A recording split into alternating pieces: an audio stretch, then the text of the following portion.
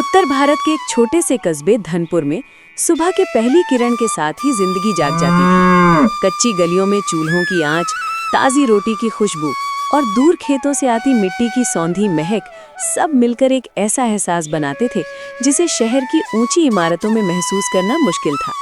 इसी कस्बे में रहता था अमन, एक साधारण सा लड़का, लेकिन सपने उसके आसमान से भी ऊंचे थे। सूरज अभी पूरी तरह निकला भी नहीं था कि अमन की नींद खुल गई। मिट्टी के घर की दीवारों से टकराती ठंडी हवा उसके चेहरे को छू रही थी। वो धीरे से उठा ताकि माँ की नींद न टूटे, लेकिन सीमा पहले से जाग चुकी उठ थी। गया मेरा शेर, चल जल्दी से हाथ मुंह धो ले, फिर दूध देने जाना है। माँ, आज स्कूल में टेस्ट है, अगर देर हो गई तो टीचर डांटेंगी। अमन बाल्टी उठाकर बाहर निकला। सामने का आकाश हल्के गुलाबी रंग में रंगा हुआ था। पास के खेतों से बैलों की घंटियां सुनाई दे रही थीं। उसे ये सब अच्छा लगता था, लेकिन कहीं ना कहीं उसके दिल में शहर की पढ़ाई और बड़ी जिंदगी का सपना पल रहा था। दूध देने के बाद अमन सीधे रघु काका की चाय की दुकान पर पहुंचा। यहाँ कस्बे की सारी खबरें मिलती थीं। आ गया टॉपर साहब, आज भी फर्स्ट आने का इरादा है क्या? हाँ काका, कोशिश तो कर रहा हूँ तुए। कोशिश ही इंसान को आगे ले जाती है बेटा। तभी वहाँ अमन का दोस्त रवि पहुंचा।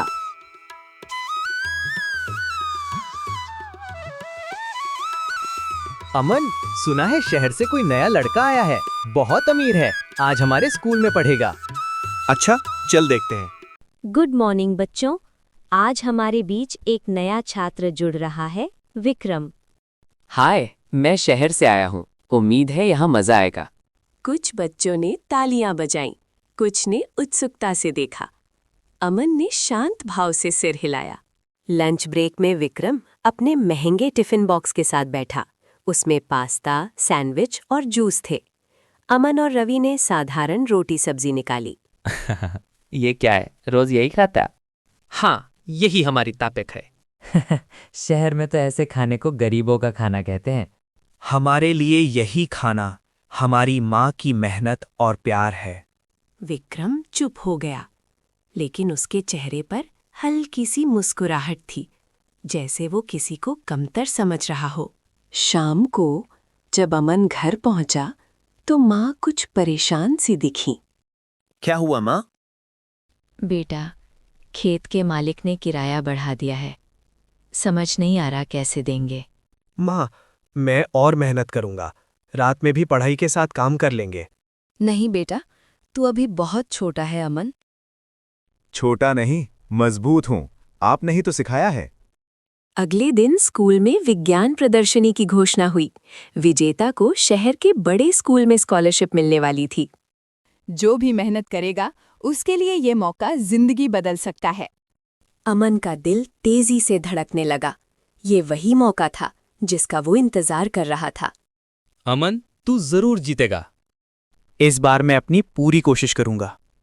उधर विक्रम ने भी मन ही मन ठान लिया, वो किसी भी कीमत पर ये प्रतियोगिता जीतना चाहता था। ये सिर्फ शुरुआत थी। आने वाले दिनों में दोस्ती, जलन, संघर्ष और सपनों की ऐसी आंधी आने वाली थी जो अमन की जिंदगी को पूरी तरह बदल देगी। विज्ञान प्रदर्शनी की घोषणा के बाद से ही स्कूल का माहौल बदल गया था। हर बच्चा कुछ नया सोचने में लगा था। अमन के मन में एक ही ख्याल घूम रहा था, ये मौका हाथ से नहीं जाने देना है। अमन, तू क्या बनाएगा? ज्वालामुखी वाला मॉडल तो सब बनाते हैं। कुछ ऐसा बनाना है जो हमारे गांव के काम आए, जैसे पानी की समस्या का हल। अरे वाह, सोलर पंप! अमन की आंखें चमक उठी। हाँ, अगर सूरज की रोशनी से खेतों तक पानी पहुंचे तो बिजली का खर्च भी नहीं होगा। दूर खड़ा विक्रम उनकी बातें सुन रहा था। अमन स्कूल के बाद भी रुक गया। अमन, तुम्हारे चेहरे पर वही जिद दिख रही है, क्या सोच रहे हो? मैडम, मैं सोलर इरिगेशन मॉडल बनाना चाहता हूँ, लेकिन सामान। मीरा ने उसकी बात पूरी होने से पहले ही समझ लिया। स्कूल की पुरानी लैब में कुछ सामान है और जो नहीं होगा उसका जुगाड़ करेंगे। अमन की उम्मीद और मजबूत हो गई। उसी समय विक्रम अंदर आया। मैडम, मैं शहर से पूरा किट मंगवा रहा हूँ। मेरा प्रोजेक्ट प्रोफेशनल लेवल का होगा। मीरा ने सिर्फ इतना कहा। याद रखो, जीत सिर्फ महंगे सामान से नहीं मिलती, विचार और मेहनत भी मायने रखते हैं।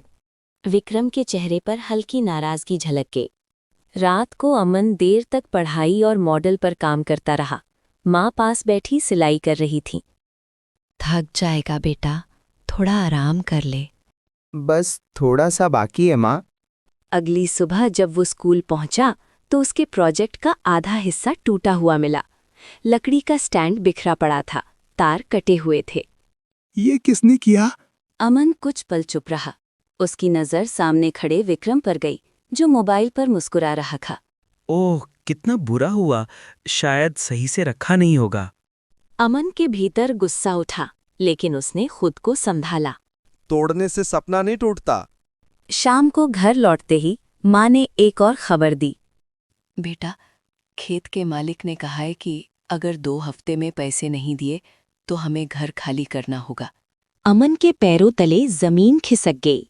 उसने खिड़की की ओर देखा। सूरज ढल रहा था, जैसे समय भी हाथ से फिसल रहा हो। माँ, अगर मैं ये स्कॉलरशिप जीत गया, सब ठीक हो जाएगा। अगले दिन मीरा मैडम ने अमन को बुलाया। अमन, कल रात स्कूल के गार्ड ने बताया कि कोई देर तक लैब के पास घूम रहा था। कौन मैडम? मीरा ने सीधे नाम नहीं लिया। सच्चाई जल्दी सामने आ जाएगी, तुम बस अपना ध्यान मेहनत पे रखो। उधर विक्रम के पिता की बड़ी गाड़ी स्कूल के बाहर खड़ी थी। बच्चे फुसफुसा रहे थे। यार, उसके पापा तो बड़े आदमी लगते हैं। अगर अमन ने बात काट दी। डर से जीत नहीं थे। प्रदर्शनी से एक दिन पहले अचानक अमन को पता चला कि उसकी प्रोजेक्ट फाइल गायब है, जिसमें उसकी सारी रिसर्च और नोट्स थे। अब उसका चेहरा पहली बार डगमगाया। अब कैसे होगा? विक्रम पास आया और धीमे से कान में फुसफुसाया। कभी कभी सपने देखने से पहले सोचना चाहिए कि तुम्हारी औकात क्या है। अमन की आंखों में आंसू आए, लेकिन उसने उन्हें गिरने नहीं दिया। अगले भाग में देखेंगे, एक तरफ टूटता हुआ मॉडल, गायब फाइल और घर से बेघर होने का खतरा। दूसरी तरफ शहर का अमीर लड़का और उसकी रहस्यमयी मुस्कान। क्या अमन हार मान लेगा? क्या मीरा मैडम सच्चाई उजागर करेंगी? क्या विक्रम सच में दोषी है या इसके पीछे कोई और खेल है?